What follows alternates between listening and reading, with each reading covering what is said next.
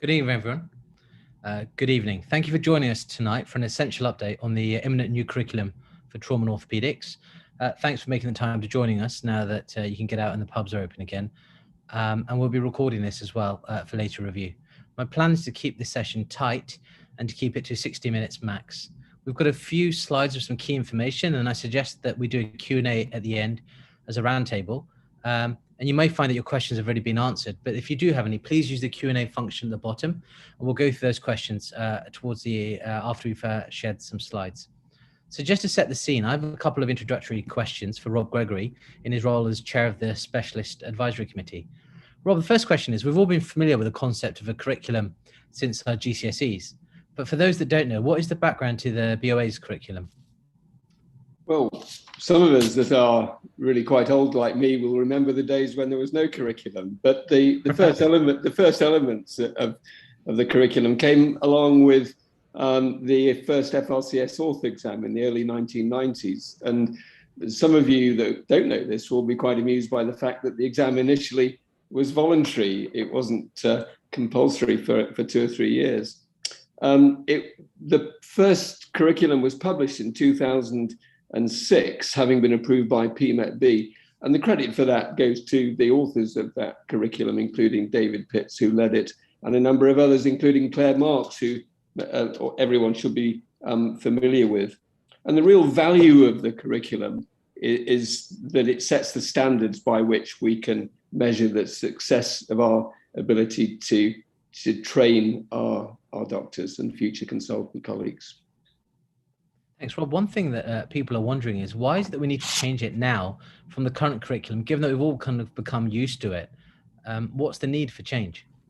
Well, the curriculum was designed initially to be a dynamic document, and the plan was to revise it every 3 years in order to reflect changes in clinical practice. This particular change was quite a big change, not in the syllabus, but in the remainder of the curriculum. Relates initially to the GMC document Excellence by Design, which introduced the concept of the generic professional capabilities that apply across the whole of medicine. And it's the method of assessment that is the major change in this curriculum. And we think it's a move in the right direction to produce better, even better quality day one consultants at the end of the period of training. And the last question is, do you think we're ready for this new curriculum in August, given that it's only 4 weeks away? Well, I hope so. There's a lot of work that's been done to try and make everyone familiar with it. And what we wanted was for people to be fed up with talk about the curriculum by the beginning of August, because they were so familiar with it. But we know that the vast majority of people involved in orthopedic training will have gaps in their knowledge, and many people will have large gaps. And I think it's events like this tonight that we're extremely grateful for. And hopefully we can use this to fill those gaps that exist. Thank you. I really think that there's some really key information coming. What we're going to do now, so everyone knows Lisa Hadfield Law, surgical educationalist to the stars. So we're going to, Carla, can we please start Lisa's video? And this has got some really key information in. Trainers and trainees will be better and easier with the new curriculum. There, I've said it. I'm that sure. All that box ticking and WBA stacking is off, and you'll be able to refocus on preparing the person, the surgeon, and the colleague at the end of training. No more of these individual bricks and risking ending up with a wonky old house like this, which is frankly just not fit for purpose. We'll be able to focus not just on traditionally defined subject content, like do trainees know about the neurophysiology of the knee or degenerative conditions? Can they do a total hip or a carpal tunnel? To can they manage a theatre list or outpatients safely and effectively? And can they be trusted on call or to work with other team members without causing World War III? So on the professional issues, the glue that holds surgical practice together. Now, this won't launch for another couple of months, so there's still time to find the wrinkles and iron them out. So how do you decide that your trainee is trained? If we begin with the end in mind, so that is what a surgeon should be able to do at the end of a training period or the whole of training, we can then decide whether the trainee is either trained or ready to move to the next level. We need to spend more time gathering and analysing examples and using those to make judgments halfway through a placement and then at the end of a placement. We need to decide that with colleagues. Supervisors will be at the very heart of these decisions. And let's be honest, we've been asking for that for years. So we've got two frameworks to help us. Generic professional capabilities, written by the GMC and underpinned by all the intelligence they've got about why doctors get into trouble. And then capabilities in practice, or SIPs, which have been written by ISCP. Make no mistake, both have been designed by users, people like you, not out-of-touch educationalists in ivory towers. Both provide the language we need to communicate about surgical performance. So GPCs first. Now, if I'm honest, at first glance, I poo-pooed some of these, but every single one has turned out to be much, much more relevant and useful than I first imagined. There are 220 descriptors, which are a bit like phrases in a phrase book, and they help us put words around the capabilities and levels of performance expected. These have really helped me focus, not just for giving feedback, but I've used them to negotiate for funding for learning programs too. So in future, rather than just being left to chance, these crucial elements of surgical practice will be assessed and will carry as much weight as the knowledge and skills components of the rest of our curriculum. So here are the domains, 3 really fundamental ones. Number 1, knowledge here. 2, skills. 3, values and behaviours. And then 6 targeted ones that are the fundamentals of being a good doctor. And they are designed to support something like 68 different curricula, different medical curricula. So for us, for example, we'll have using medical devices safely, and that probably would go in here. Safeguarding vulnerable people. Now, that's not just the protected groups. Particularly relevant to T&O surgeons are those with depression, dementia and delirium. Those of extremes of age, the mentally ill. This health promotion and illness prevention, initially I thought, oh, but of course it's hugely relevant. So some of these will be passions of yours, others not. And we've got to resist the temptation to teach and assess just our passions and instead try to focus on what individual learners need. Now, along with generic professional capabilities, there are capabilities in practice, or SIPs. These were created by ISCP, and you can see here that they're our units of professional practice, the things surgeons need to be able to do broadly. They shift the focus from numbers to assessing how well trainees can manage an outpatient clinic or an unselected emergency take, how well they manage inpatients or a theatre list, and whether they can work with the multidisciplinary team. SIPs will be assessed against what's expected of a day one consultant, whether they're a CT2 or an ST8, and the trainer's job is to help the trainee plan how to get from where they are to the next level towards being a day one consultant. So how would these GPCs and CIPs be assessed? Well, once the learning agreement has been made between the assigned educational supervisor and the trainee will appoint a lead clinical supervisor after discussion with the AES. And that lead clinical supervisor will be responsible for pulling together at least 2 consultants for an MCR. Ideally 4, but in smaller units, you may struggle to do that. So there need to be enough people to be able to assess each one of those 5 CIPs. Those involved in the MCR should review that last MCR and then arrange to meet halfway through the trainee's placement, if possible, to discuss each of the CIPs and any of the relevant generic professional capabilities. The group then should meet again at the end of the placement to assess each CIP again, and that will be used to create the AES report, which will recommend how the trainee should progress. Copies of the MCR will then be sent to all of those involved so that any of the more dominant supervisors can't override the opinion of the others. Remember that people doing the MCR don't need to actually see the learning agreement because the MCR is about witnessed performance at work.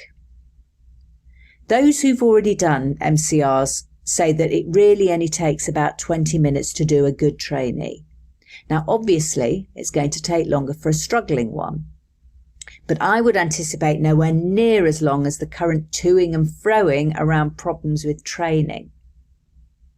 The key to great feedback is definitely good examples. Feedback without examples just isn't feedback. So you can try these out now, these MCRs, on your ISCP site with one of your trainees if you're a trainer, or you can do it yourself as a self-assessment if you're a trainee. And you'll find these kind of drop-down boxes with descriptors in. But as I've been practicing, I've found the language much easier and quicker to use, so I don't need to resort to those descriptors anymore. And then when you've completed all the relevant boxes, you get a final report. Before August, these practice ones won't appear on the ISCP system. They're not held there, but you can PDF them for yourself and use it as a discussion tool. Trainees, you might want to do that and print out a PDF for discussion at the start of your next placement. Honestly, this shouldn't add to your workload assessment in terms of time. You can see an overview of the process here. The main focus will be the MCR alongside self-assessments. Having made the learning agreement, the usual MSF and exams, and work-based assessments will continue, be much more focused on index procedures, critical conditions, and trainees who've got additional needs. Now, here's an idea from Bob Handley in Oxford originally, which isn't mandated in the curriculum, but which you might want to include in your requirements as trainers and as trainees, because these will satisfy a number of the GPCs and the SIPs. Towards the end of training, when trainees have identified which subspecialty they're favouring, they should select cases that straddle 2 specialties. So for us, this might well include plastics, neurosurgery, radiology, anaesthetics, ED, wherever you find turf battles.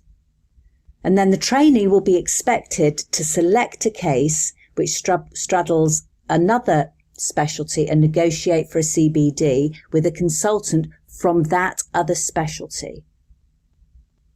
Multidisciplinary team working, humility, negotiation, resource management. Those are all important GPCs that can be achieved through interspecialty CBDs. Sure, this will require negotiation skills with clinicians from another specialty, but that's part of the assessment. And in T&O, there'll be more of a focus on supporting career plans rather than just dealing with the obvious training opportunities in front of you. If you don't know what your trainees' long-term plans and passions are, you can't use your networks and opportunities to help. If trainees can be crystal clear with their potential mentors about their passions and plans, trainers can help them establish really good networks from early on. You can see here an example. PDPs are long-term career visions rather than the learning agreements which just cover what the trainee needs to do over their 6-month placement in line with the curriculum. Finally, this supervisor report, or what might be called in the autumn field notes, has had the greatest impact on my performance as a trainer over the last few years. Every time I'm anywhere near a trainee and they do anything especially impressive or worrying, I'll make a note describing, not judging, what happened.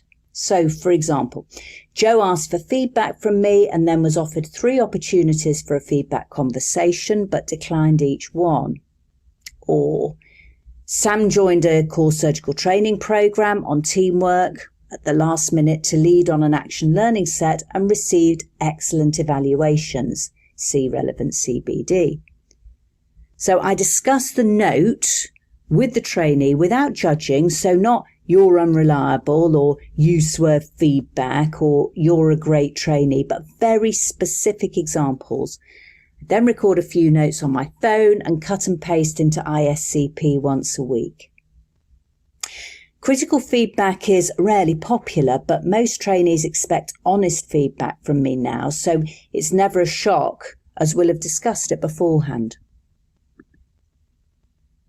So, in summary, I think the new curriculum is better and easier. The multi-consultant report is pivotal. This is an opportunity to create bespoke feedback to help our trainees, and it captures excellence too. The work-based assessments will not be about numbers, and there'll be a reduced focus, but they will be more relevant. And this is a real opportunity to share responsibility between trainers and trainees. If you want to know more, you can join one of the regional VETOS programs run by the BOA free of charge. Just ask your TPD. But you can see our curricula will shift from being a list of topics to learn or procedures to do to a focus on an all-round, safe and effective surgeon.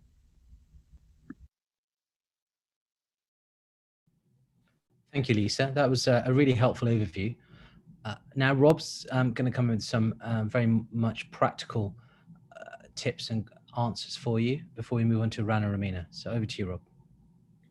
And please, if you have any questions, put them in the Q&A box at the bottom of the screen and we'll get to them.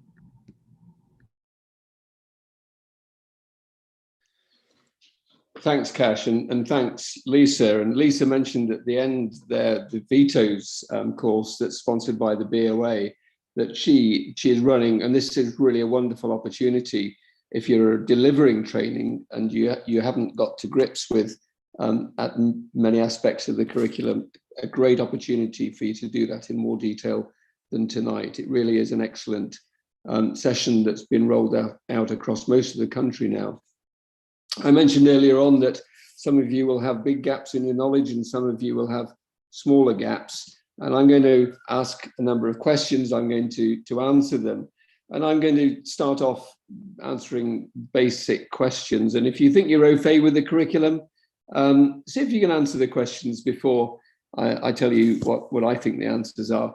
And I'm going to start by posing the question, what hasn't changed in the curriculum? Well, there's lots that hasn't changed. The syllabus hasn't changed, for one thing. So the knowledge that's required and the clinical and procedural skills that you're required to demonstrate as a trainee are unchanged. And that's why in the new curriculum, it's still hinged around professional knowledge and professional skills. And if the syllabus hasn't changed, that implies that the exam hasn't changed. It will be exactly the same as it was last year, when the exam is sat again in November of this year and throughout next year. The COVID changes will apply, but the changes are nothing to do with the curriculum moving on. And importantly, the competency standards aren't altered. We certainly don't want to drop the standards of achievement. We want to raise them, if anything, but in a slightly different direction that we tried to raise them previously. And we think that we'll achieve that. So what has changed? Well, the outcomes now have become more important than the means of achieving them. And secondly, the method of assessment has changed, in part considerably, but in part in terms, for example, of assessment within WBAs remains unchanged. So when does the new curriculum start? Well, it's August of this year. It's August the 4th of this year, so not long. The first time it'll have an impact on you will, as a trainer and as a trainee, will be when you're agreeing the learning agreements that all happen early in August. So it's not long. But does it apply to everybody from August? Well, it doesn't. It's mandatory for trainees up to ST7. But if you're a trainee at ST8 on the 4th of August of this year, the change is voluntary. And it's also voluntary for any applicant who's not in a training post who wants to enter the specialist register through CSER. But everybody must have moved to the new curriculum by August 2023. So if you're ST8, you've got the option of changing. If you're below ST8, you have to move to the new curriculum. And the reason for the 2-year gap is to accommodate trainees, for example, who are less than full-time.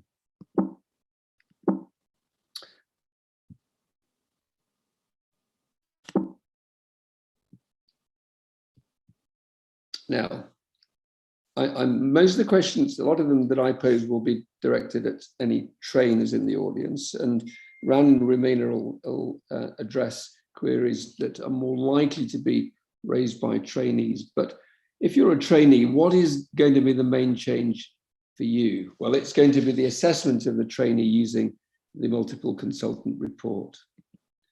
So what's the big deal about the MCR? Well, it offers a more holistic, target-focused, and hopefully accurate assessment that should produce a better day one consultant. Why are there no specific rules about how the MCR process will run? Well, we think that each training unit will use the general principles of the MCR to devise a process that best fits that unit. There'll be no right way and there'll be no wrong way. So is the trainee involved in the MCR? No, but the trainee is involved in the preparation for the MCR, and the clinical supervisor must feed back the outcome of the MCR to the trainee afterwards. How long should a single MCR take? Lisa alluded to this, and we think it'll be about 15 or 20 minutes for the average trainee. But that implies that some preparatory work is done, and I think that this for the clinical supervisor is very important, and you'll learn as time goes on the value of putting some time into the process before it actually takes place. But there will be trainees that you identify areas where they're deficient and need particular help. So you may need to spend 40 or 50 minutes for this type of struggling trainee. So any tips about running a good MCR process? Well, there are 3 that I would pick out, and in our trust, we've run a sort of dummy MCR for the last 6 or 9 months. And the things that we've learned are, firstly, to make sure that you let the appointed clinical supervisor run the process for each trainee. So the lead-in and the running of that process should belong to that one clinical supervisor. Preparation, as I said previously, is absolutely vital. And with a good trainee, shouldn't take too long. And I would strongly consider setting aside ring-fence time to assess multiple trainees, not only with multiple clinical supervisors, but also think of inviting other healthcare professionals. They can't input into the process in terms of entering onto ISCP, but they can provide valuable comments. For example, the scrub assistant, who can give an insight into the trainee and the trainee's abilities in theatre when the consultant is in the coffee room, as they quite rightly should be with senior trainees. So why are there so few mandatory courses? This is a question for those of you that are beginning to get a little bit more familiar with the trainee. And this is a question that the SAC dealt with. We were quite keen that more mandatory cases should be allowed. We've only got one. We were allowed ATLS and we had to fight quite hard for that. But the reason for this relates to the GMC decision that was based on the principle that it's the outcome and not the means of the achievement of the outcome that's important. And when you consider that that's a principle by which all curricula are based, it does make more sense that there are much fewer mandatory courses than was the case previously. So how do WBAs fit into the new curriculum? Well, some remain, such as the critical condition CBDs. They're unchanged, and there's certainly no change in the level that's required in order to progress. The competency levels are sacrosanct because they're based on safety and competence that's required to be a day one consultant. There are no set numbers required to achieve the competencies, but as a guide, most trainees, I think initially will still need roughly the same number to achieve level 4, although I suspect with time that number may be refined down slightly. Now, if I'm a hand surgeon, let's just say for the sake of argument, the question would be, is there anything special that I need to know? Well, the answer is no, because the knowledge requirements are no different in the new curriculum to the old curriculum, and the skills requirements are no different. The rate of acquisition of knowledge and skills for most trainees will be unchanged, and it will still take around 6 years for the training to be completed.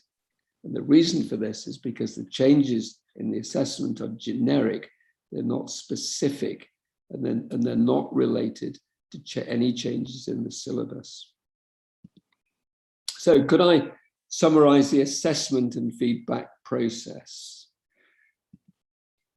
There are 8 areas that I can identify here. I won't go into them in detail because Lisa's already covered this, but what I will do is highlight in red the 3 areas where there has to be a major degree of trainee involvement, or where the trainee leads the action. And you'll see that the majority of the stages, the trainee doesn't take a lead or isn't involved actively. And I think this reflects a question that is also asked: who is it that the change in the curriculum is going to affect more? Is it the trainee or the trainer? And I think the answer to that is that it's the trainer and not the trainee. And I think that should reassure a lot of the trainees who are under the impression and the apprehension that they are going to have to do a huge lot more with the new curriculum than was the case with the old. And you really don't. But time will tell, and hopefully you'll be reassured by that. So how can you find out more? Well, you can go onto the ISCP homepage. This is growing as the weeks go on, and there are a number of excellent documents there already. And there's another one that's going to be added very soon that focuses on what you actually have to do in your different roles, whether it's TPD, AES, clinical supervisor, or trainee. BOA website has a page dedicated to the curriculum. And I've mentioned the excellent Vetoes program that Lisa's rolling out. There'll be a session at BOA Congress this year, and I can refer you to the JTO published earlier on this month, where we had an article summarizing a lot of what we're discussing tonight.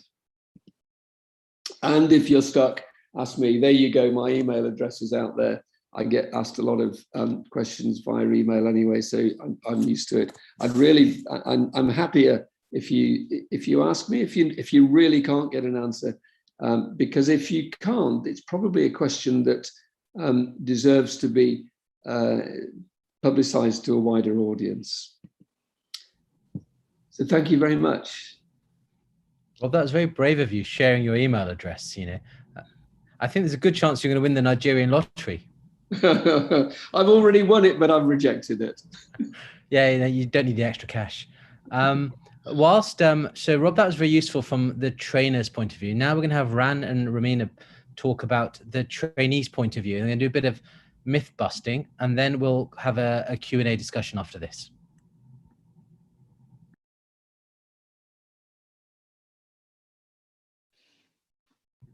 Okay, so yeah, good evening, everyone. Thank you for joining. As Cash mentioned, that myself and Ran will just run through the TNO curriculum from a trainee's perspective and hopefully clear some of the myths and facts. Some of this may have already been repeated, but it's good for repetition is good, just also for when there is big change. So next slide, Ran. So as we know, in August, the new curriculum is coming. We know that for sure. And I hope everyone's familiar with the fact that the training has changed into phases now. Phase 1 looking at predominantly core training, and phase 2 is early year higher specialist training, so ST3 to ST6. And phase 3 finally is the last two training years, ST7 and 8, before CCT. And the whole idea behind the new curriculum is to approach this with a holistic assessment of the trainees. And hopefully the endpoint of training is now indicated by completion of curriculum, but also attaining level 4 GCP and SIP assessments. So what does it mean for us as trainees? We know one of the really good points is that we don't have to chase the large number of WBAs. In some regions it's 80, but the focus is now less quantity but more quality assessments. Training is becoming more individualized, and this is excellent because you can use MCRs to guide feedback to trainees, so those areas that they're very strong at, but also areas for improvement. And this also assesses trainees not just as a cohort but as individuals. As we all know, we all learn from at different pace. Some may develop or attain sort of skills much quicker than others, and therefore training can be more flexible. Those trainees that are excelling can have an accelerated training, so may not necessarily need the 6 years to obtain CCT, but in the same light, some of us may need a bit longer, and therefore that can also be modified.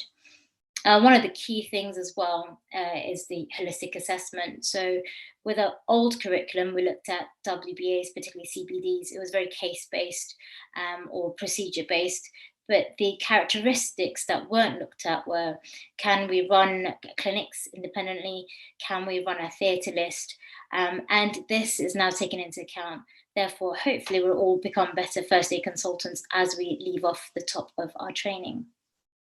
So just to run through a few statements, I thought it might be nice to just go through some statements, and then I'd like you to think if this looks like a myth or a fact, and then we'll clarify exactly what it is. So to begin with, every trainee has to change to the new curriculum in August 2021.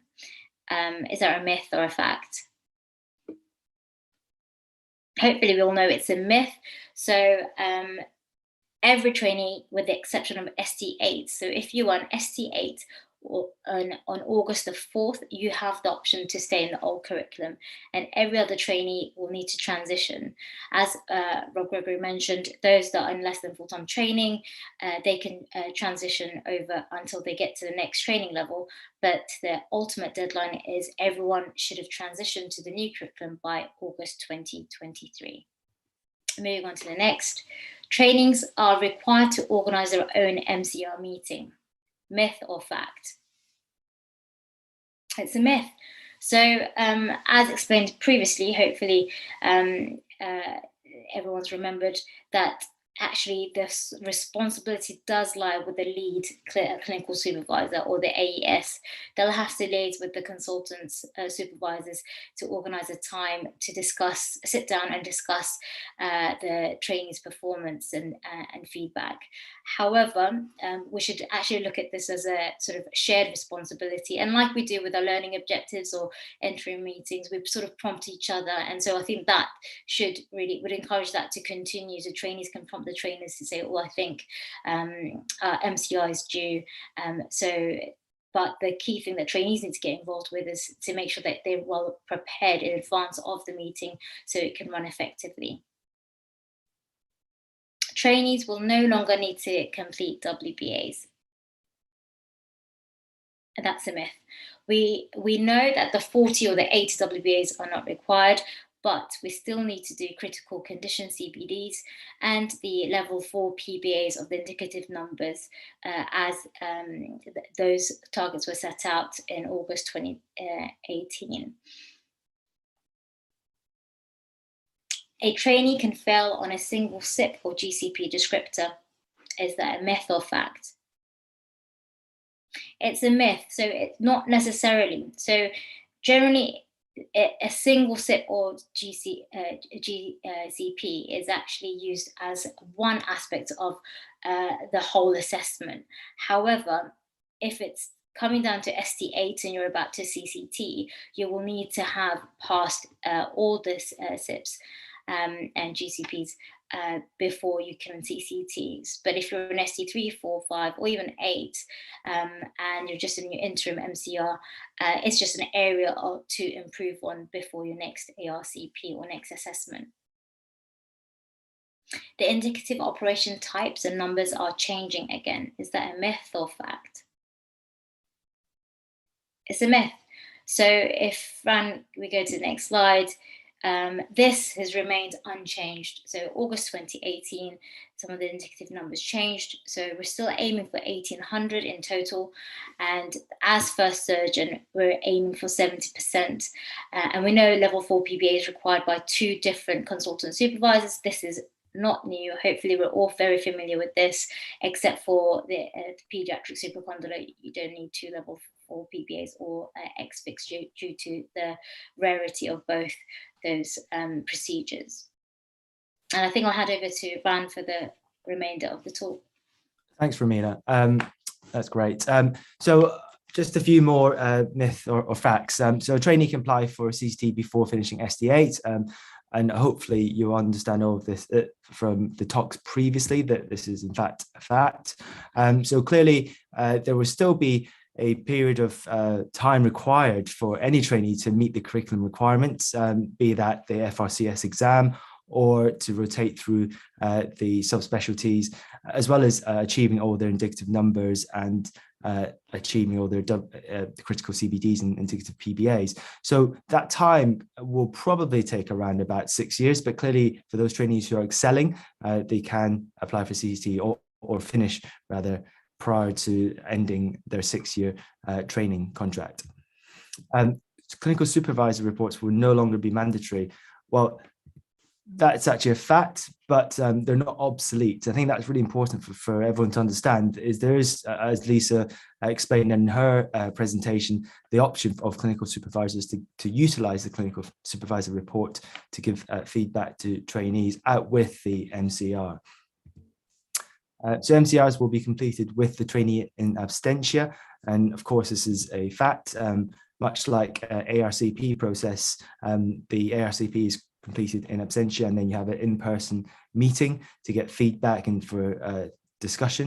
This will be the case with MCRs as well. So your lead clinical supervisor will be able to meet up with you after the MCRs and give you feedback. Now, there are various reasons why trainees really aren't. There are various reasons why the forum for discussion during MCRs may not be appropriate for trainees, and that's not to bias trainees, or that's not to talk about the trainees in a negative way, but more to safeguard the consultants when they need to discuss issues relating to the department or anything that relates to the delivery of training that can be changed as a department to better training for that trainee. So it's important to understand that. Next is MCRs do not replace MSS, so multi-source feedback, and that, of course, that is true.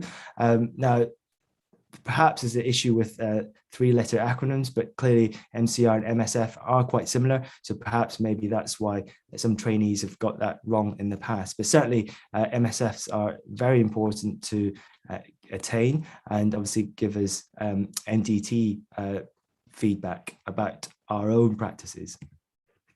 Trainees will get more regular formalized feedback from clinical supervisors, and of course that's a fact. And that is one of the benefits one of the many benefits of the new curriculum, is that trainees will be able to get more formalized feedback.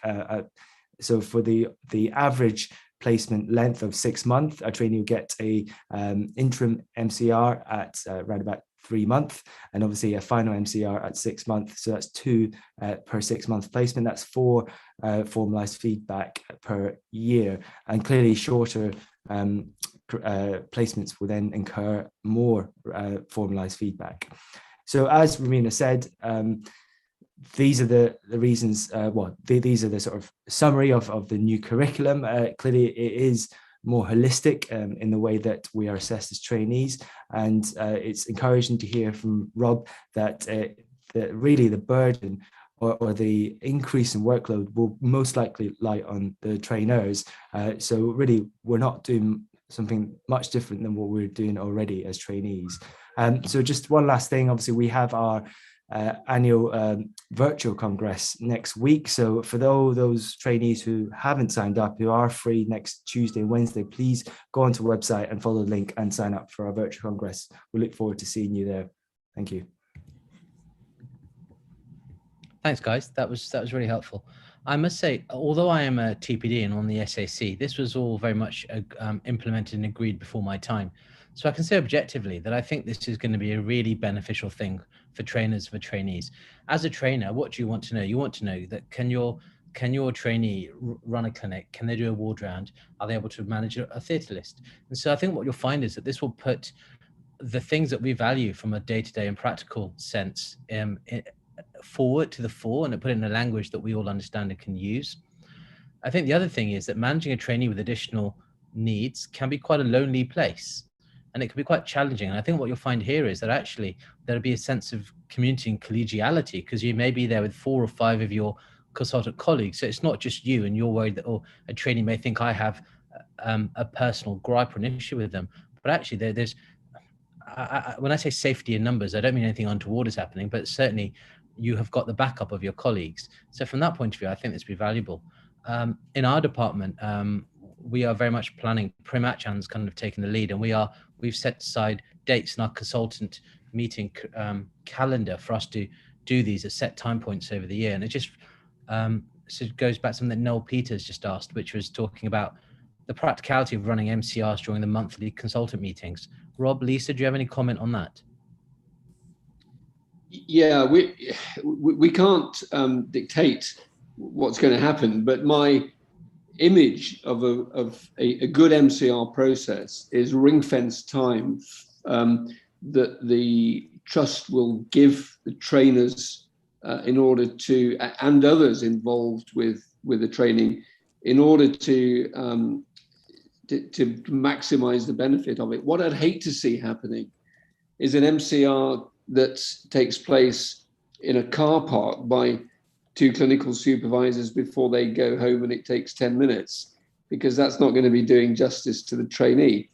And I really think that trusts should give ring-fence time. It's only twice every 6 months.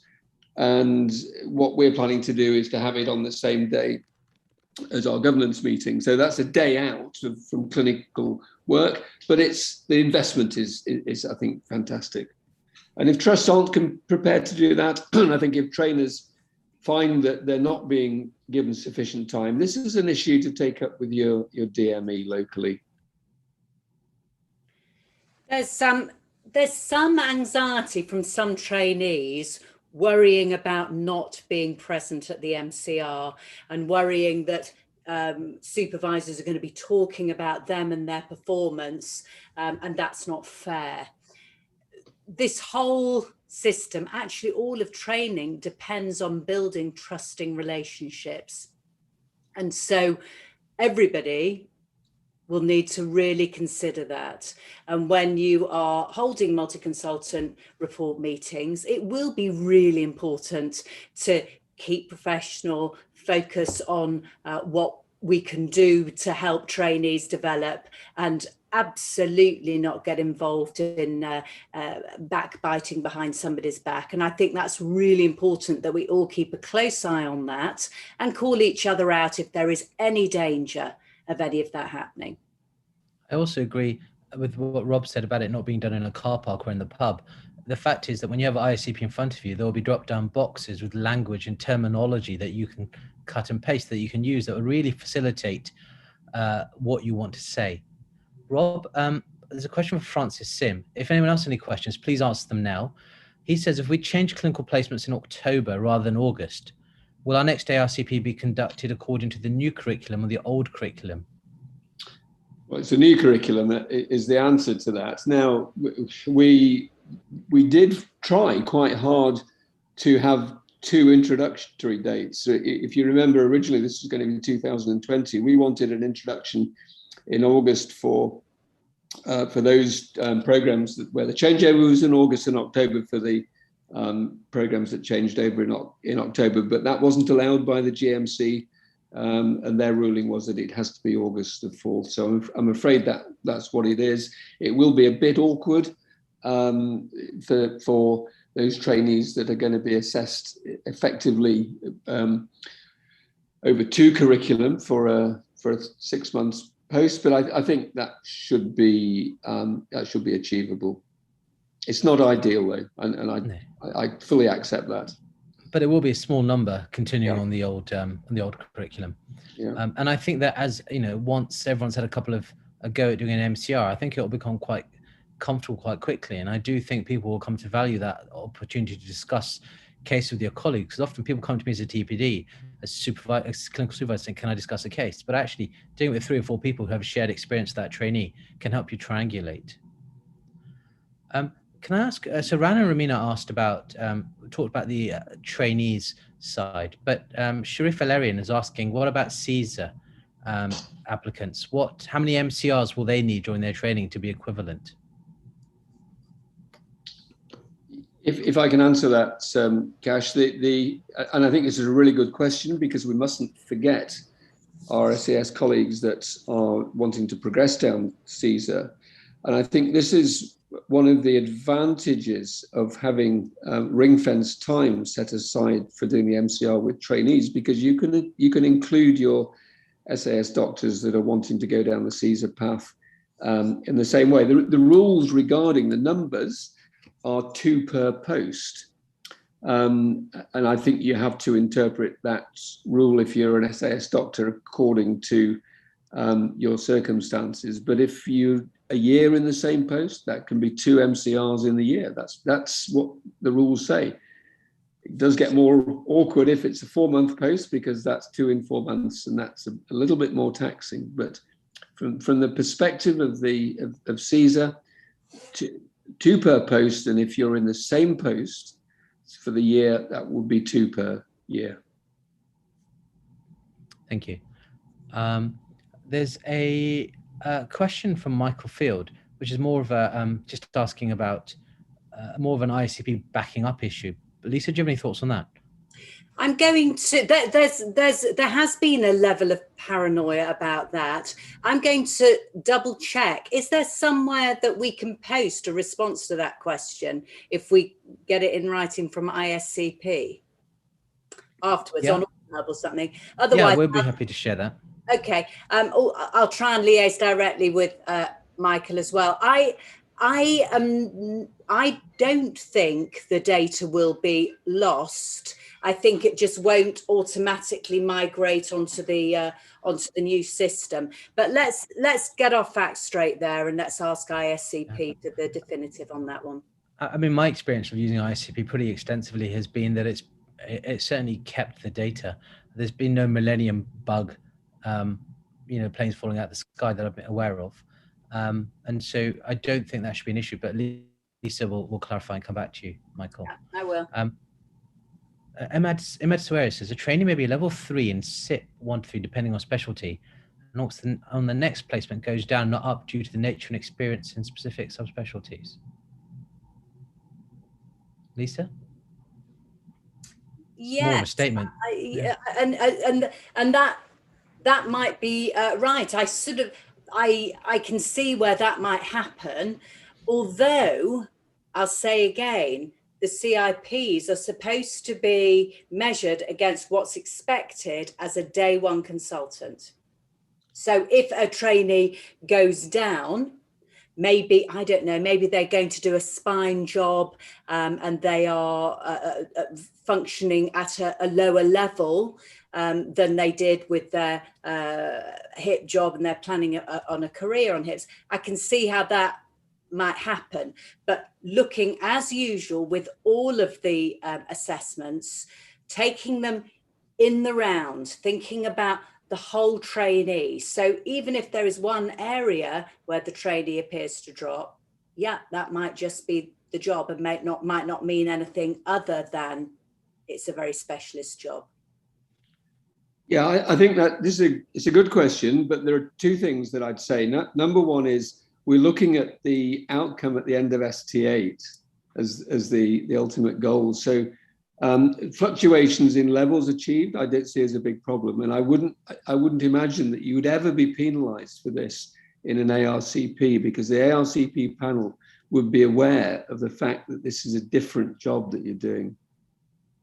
The fact is that there are fluctuations in levels of PBA achieved, from case to case, from job to job. So I don't think it's anything new. Lee Longstaff, Rob, do you want to take this one? It's exciting. Well, I think so, Lee. It's a big change, and he wants to know how would you go about getting the rest of the consultant body on board? Because the fact is, the people who are here now are generally those who are interested and passionate. Yeah, I think the answer to this is for the lead trainer and STC rep at the hospital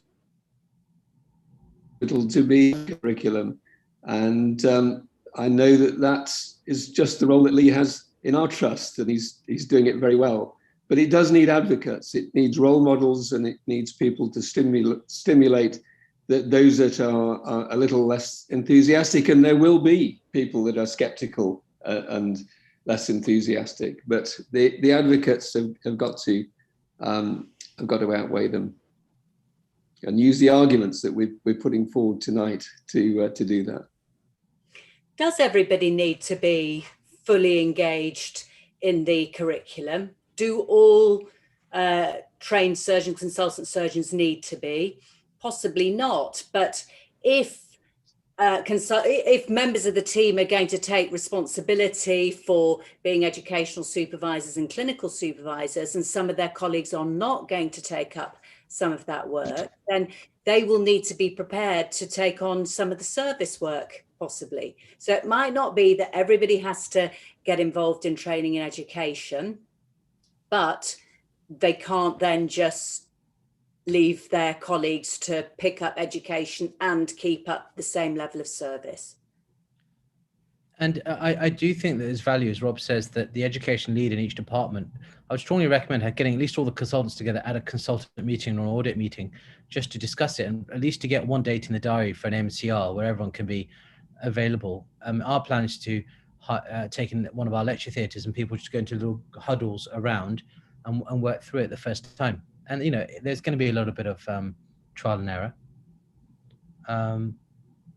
So any other, Sharif, listen, in terms of people asking more specific questions, I would strongly suggest that you email Rob or Lisa directly and have those, because our aim today is to answer questions that are applicable to everyone. The fact is that we do not want to drop the standard needed for certification. And so the number of cases and the number of the competency levels and the number of first surgeon remaining unchanged. One more question from Noel. There is a massive training deficit of our trainees because of COVID. Logbook numbers is clearly an issue, but many other areas of training deficits due to redeployment, loss of elective activity. So Rob, any thoughts on how the new curriculum can mitigate a worldwide pandemic? Yeah, not the easiest question to give a simple answer to, but the curriculum change is something we have to deal with alongside the pandemic, and there are no allowances within the new curriculum for the consequences of COVID-19. What I would say though is that of all the problems that we've identified, it's access to elective cases that has been the one that may prove to be insurmountable in terms of avoiding giving a no-fault training extension to trainees. The last question, I think, related to the 1,800 cases. And I think this is, I will go into this. It's something that we've tried to stress wherever possible. The 1,800 cases are not mandatory. The 1,800 cases are there because we think that's the exposure that you need in order to achieve the competencies that are mandatory. So the worry about having 1,700, for example, isn't that you won't get to CCT with 1,700. It's that you may not get the competencies that you do need to get CCT.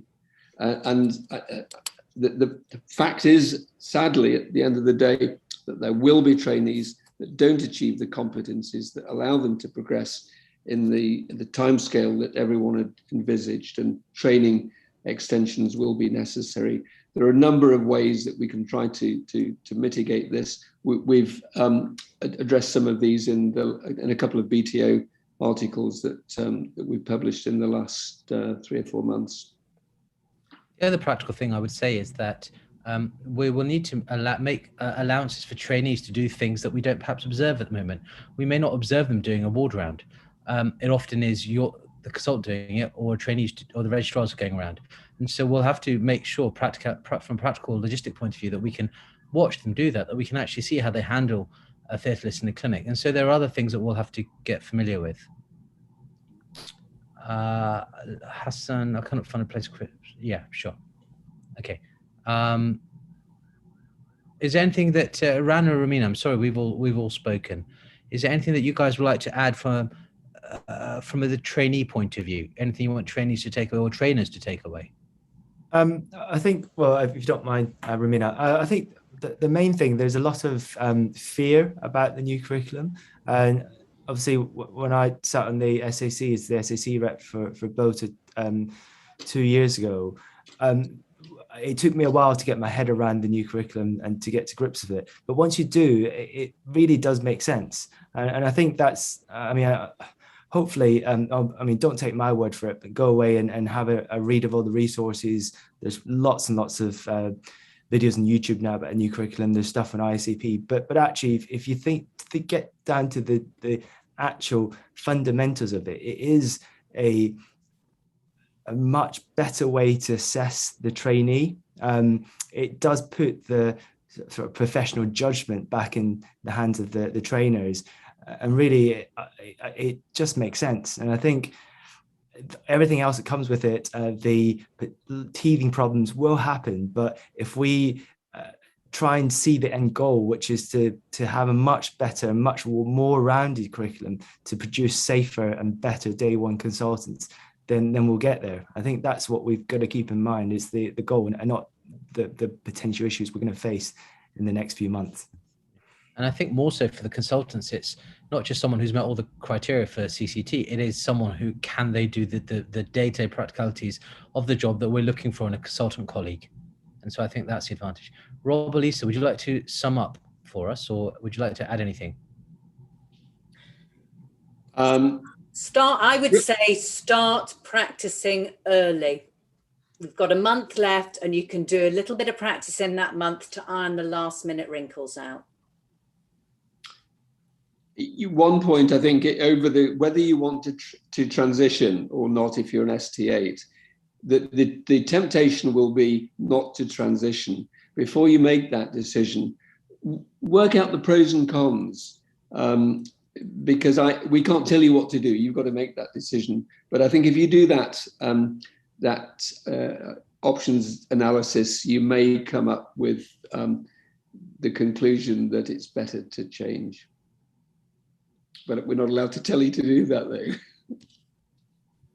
Brilliant. Thank you, everyone. 60 minutes on the button. We'll end it there. Have a good evening, and thank you for making the time to join us.